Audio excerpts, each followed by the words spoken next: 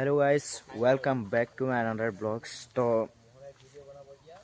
regularly video dim বুলি কিনে পাহৰি গৈছো মানে আজি এই কাৰণে দিছো যে আমি প্ৰগ্ৰামটো তো দিছিলো ন হেতু যে আমাৰ হুলং অঞ্চলটোৰ প্ৰতিষ্ঠাৰ কথা দিম বুলি তো হেতু কাৰণে মানে প্ৰস্তুতি চলাই আছো এইবিলাক চক এইবিলাক প্ৰস্তুতি চলাই আছে মানে শুট বিলাক হৈ আছে তো বৰ বেছিকে মানে হেৰি গৈ নাথাকো আও তো লগালক মানে শুটিংৰ যি হেইবিলাক দেখাই দিছো তো শুটিং আমাৰ ধেৰ হৈ আছে এইবিলাক চাওক এইটো নামঘৰ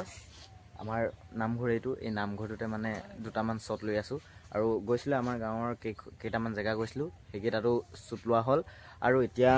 গৈ মেলি এই নামঘৰটোতে শ্বট লৈ আছো তো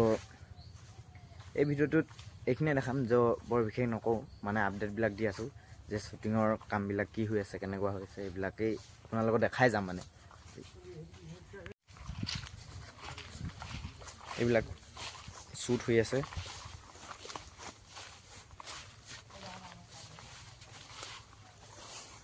থানত সোমাইছো মানে নামঘৰ সোমাইছো এসা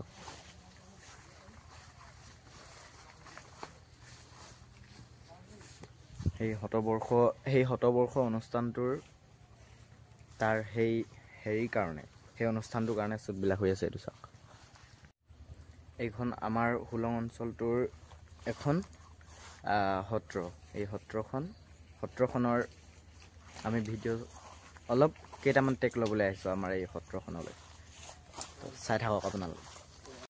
তো এই যিখন সত্ৰ মানে স্থাপিত হৈছিল যেটো চনত হেতু চনটো আপোনালোক দেখাবলৈ লৈছো এই চাওক 1977-78 চনত এই সত্ৰখন স্থাপন হৈছিল 1977-78 চনত তো সেই ভিডিও শ্বুটৰ অংশতেই এইখন হৈছে আমাৰ সত্ৰ এই সত্ৰখনত আমি অলপ কেইটামান টেক লবলৈ আহিছো এখন চালো সত্ৰখন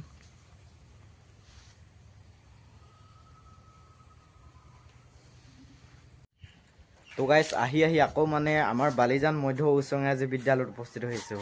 হৈছোহি তো ইয়াত মানে ইয়াতো শুটিংৰ কাম হৈ আছে তো আহি মানে ইয়াত পাইছোহি তো বিভিন্ন ধৰণৰ পইণ্ট থাকিব ইয়াত তো মানে ভিডিওৰ পইণ্ট থাকিব যে প্ৰথমতে আহিছিলে কি মানুহ আহিছিল কি সম্প্ৰদায়ৰ মানুহ আহিছিল কৰ পৰা আহিছিল কেনেকৈ আহিছিল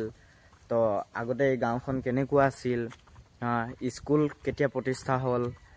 সত্ৰ নামঘৰ এইবিলাক কেতিয়া প্ৰতিষ্ঠা হ'ল কোনে প্ৰতিষ্ঠা কৰিলে তো এইবিলাক আগৰ দিনৰ কেনেকুৱা আছিল এতিয়া কেনেকুৱা হ'ল এই আটাইবিলাক পইণ্ট থাকিব আৰু এই গতিকেলৈ এইবিলাক মানে টেক লৈ থকা হৈছে এই ভিডিও বিলাকৰ টেক লৈ থকা হৈছে তো একদম পুৰণিৰ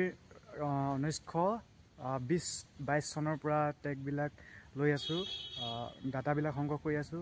আৰু তাৰ লগত খাপ খাব পৰাকৈ কিছুমান ভিডিও ফুটেজ আমি কেপচাৰ কৰি আছো তো